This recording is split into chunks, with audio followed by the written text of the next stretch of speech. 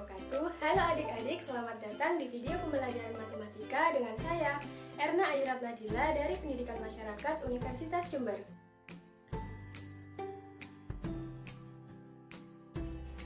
Pada video pembelajaran ini, materi yang akan kita bahas adalah mengenal operasi hitung pada bilangan pecahan. Sebelum memasuki pembelajaran, kakak mau mengingatkan nih, jangan lupa tetap patuhi protokol kesehatan ya, yaitu dengan menerapkan 3M, memakai masker, menjaga jarak, dan mencuci tangan. Masih ingatkah adik-adik apa saja operasi hitung dalam matematika?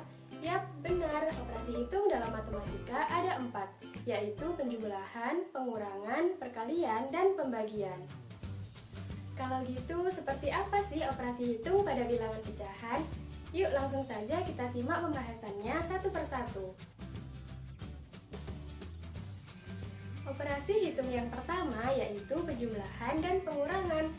Ketika kita akan melakukan operasi penjumlahan dan pengurangan pada bilangan pecahan, ada beberapa langkah yang harus kita lakukan terlebih dahulu. Tidak usah khawatir, langkahnya mudah kok. Langkah yang pertama yaitu menyamakan penyebut. Jadi ketika kita akan melakukan operasi hitung, penjumlahan, dan pengurangan, kita harus menyamakan penyebutnya terlebih dahulu. Ayo, apa itu penyebut? Ya, benar, penyebut adalah bilangan yang membagi dan letaknya ada di bawah. Sedangkan pembilang merupakan bilangan yang dibagi dan letaknya ada di atas. Misalnya saja ada bilangan 3/8. Nah, 3 ini sebagai pembilang karena 3 merupakan bilangan yang dibagi dan letaknya ada di atas. Sedangkan 8 merupakan penyebut karena merupakan bilangan yang membagi dan letaknya ada di bawah. Contoh menyamakan penyebut yaitu, misalkan saja kakak punya bilangan 1/2 ditambah 2/8. Nah, untuk mengoperasikan kedua pecahan ini, maka harus disamakan penyebutnya terlebih dahulu.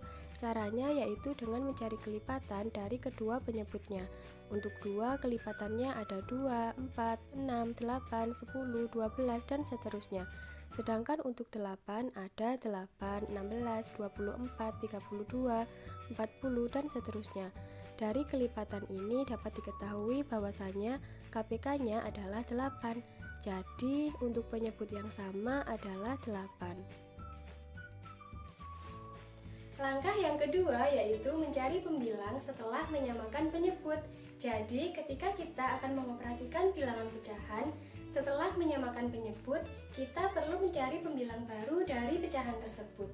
Caranya yaitu dengan membagi penyebut yang baru dengan penyebut yang lama, kemudian dikalikan dengan pembilang yang sebelumnya.